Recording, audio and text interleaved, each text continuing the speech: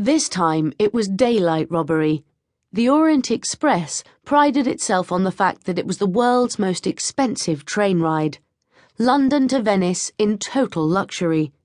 The manager was delighted to have a full train, and as always, the price meant no riffraff. The cabins were small but perfectly equipped.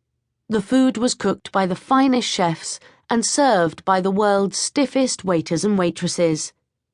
The train had hardly pulled out of London before the passengers had been approached. "Champagne, madam?" offered the waiter, hoping his grin would eventually earn him a massive tip. "Not for me, dearie," nodded the elderly lady, sitting alone, reading a romance novel.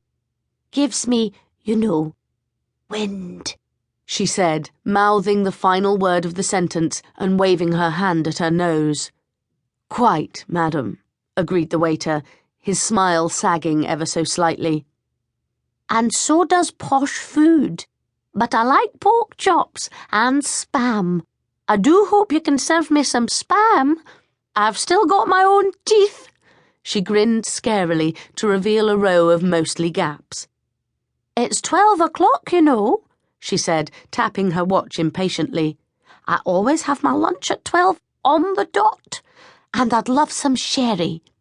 I tell you what," she suggested, "why don't you have my champagne and I'll have a drop of sherry? In fact," beamed the old lady, her wrinkles gouging even deeper, "I insist." The waiter, sniffing a lonely old lady whom he could befriend and get written into the will of, jumped at the chance. He served the other passengers in double-quick time before bringing the old lady a very large sherry and parking himself opposite her. This time his grin was genuine. It wasn't often he got to sip the expensive stuff. "I'm Margaret," said the old lady, offering a hand that was mostly knuckles. "Do you know how old I am, young man?" The waiter took Margaret's fingers and shook her hand. "I've no idea. 21, perhaps?" he said cheesily, thinking 121 was closer to the truth. The old lady cackled. "I can't remember," she said.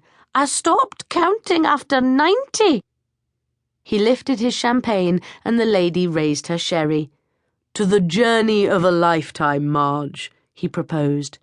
"Believe you me, young man," smiled Margaret, her remaining teeth glowing yellow. "It will be." Shakespeare had forgotten about his catnap. He was totally